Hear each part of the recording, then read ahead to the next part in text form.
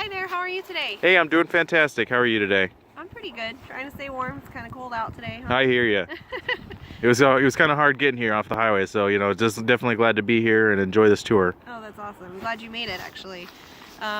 So my name is Katie. I'm going to be your tour guide today. Okay. And I just wanted to ask why you're here today. What do you want to get out of this tour? Great question. At least for me, I'm from Quicken Loans. I know that my boss, Dan Gilbert, he's just sort of brought up the whole idea of Brush Park, and I've seen it come through my email a lot.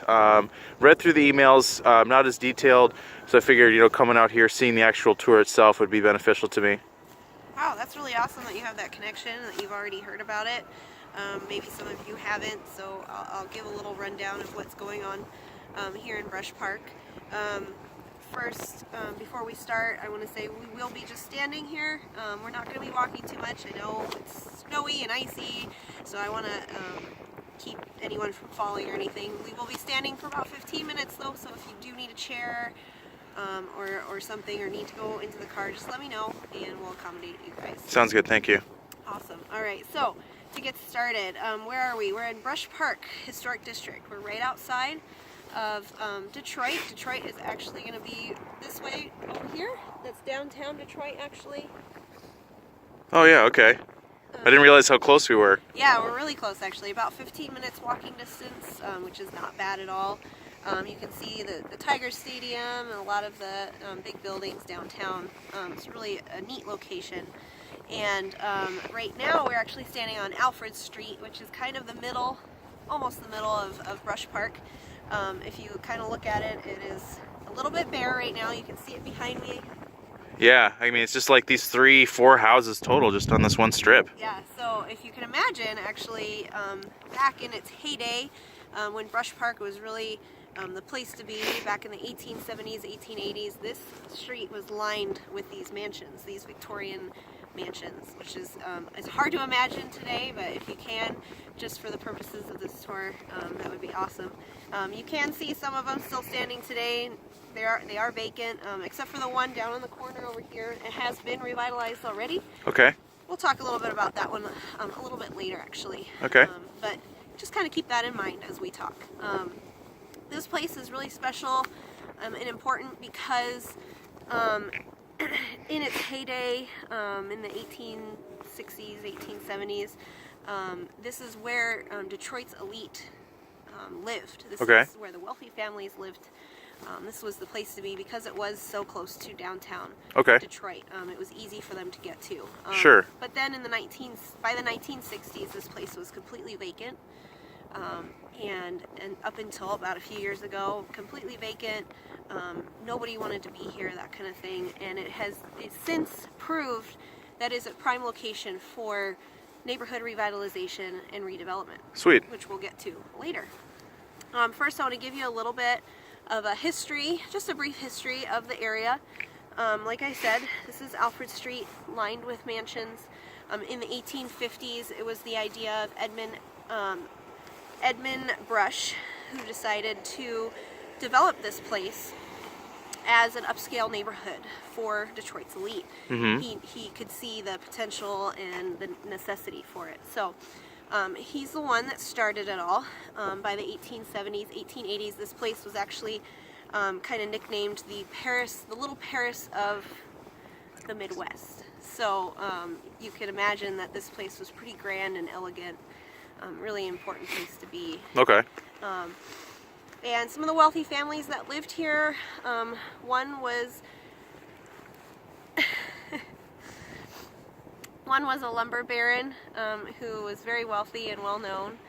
David Whitney Jr. was his name. Another one, Joseph L. Hudson. Maybe you guys know who that is. He was actually the founder of the Hudson Department Store, which was actually in operation until about the 1990s, which is pretty recent and relevant to us today. Maybe you have grandparents or moms and dads, or maybe you guys have actually shopped there before. I don't know, but pretty cool connection there. And then another pretty important guy, Albert Kahn.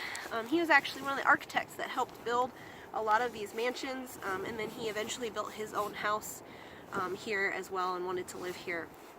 And then the last guy is Ransom Gillis. He was actually a dry goods manufacturer, very well known here. He actually did live in the house that you see on the corner that Okay. has been revitalized already. It's a nice house. It is beautiful. They've done a magnificent job on bringing it back to what it used to be on the outside, which I think is pretty important for the area to bring back the character that was once known here and the history.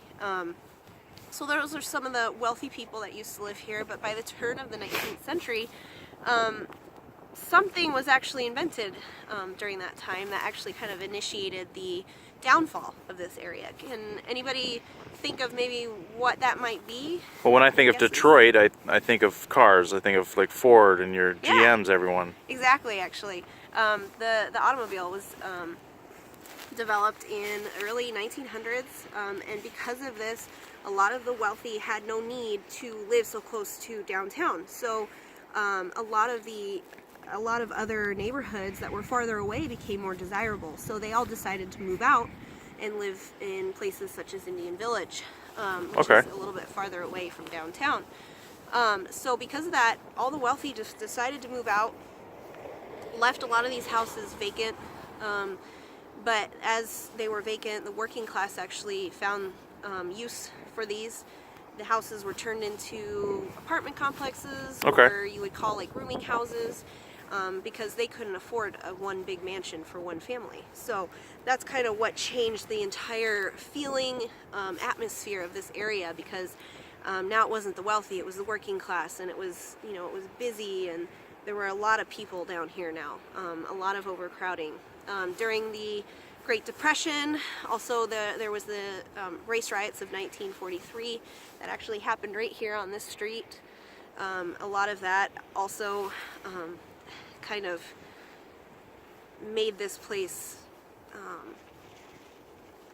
you know, vacant and just not desirable anymore. Yeah, makes sense. Yeah, so by the 1960s, completely vacant. Okay. A lot of the homes, as you see now, actually have been demolished, destroyed, boarded up. Yeah, I was looking around. I mean, there's really nothing here anymore, you know. But it's nice to see. I mean, I saw that house, like you said, Ransom Gillis house. It's been restored. I like that. You know, it looks like they've fenced off here. It looks like they've got ideas for this area. So I'm happy to see that. You know, especially since I work downtown. Yes, you're exactly right. Not until about last year were there actual plans that, I mean, there were some failed attempts at revitalization down here, but nothing ever really went through. But now we're actually seeing a project that actually is going to come through and vows to kind of keep the character and the history of this place. Like you said, you work at Quicken Loans. Dan Gilbert is actually the one who owns Bedrock Realty, who they have taken on this project. It's called City Modern. You can look it up on the internet. Actually, they have their own website, Okay.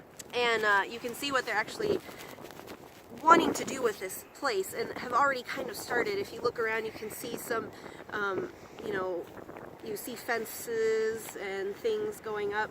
You can tell that they're really eager to get started with their revitalization. Their plan is to bring home or bring back a sense of neighborhood. They want to build more housing, low-income housing as well, to kind of benefit those working downtown who may not think they can afford living here. That will help them.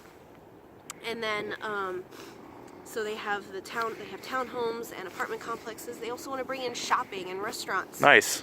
Stuff like that. If you see, I don't know if you can see it, but right across the street, basically right across the street, is actually the new arena that's being built. The new hockey arena is being built right over there, which is going to bring in a lot more business to this area. And because it is so close to downtown, I mean, there's a lot to do here. It's really exciting. Wayne State University is actually right behind me, so it will be very desirable for students to come in. Yeah, I saw the and- DIA when I was driving in. I mean, that's cool to be near that. Yeah, I mean, there's a lot of things to do here.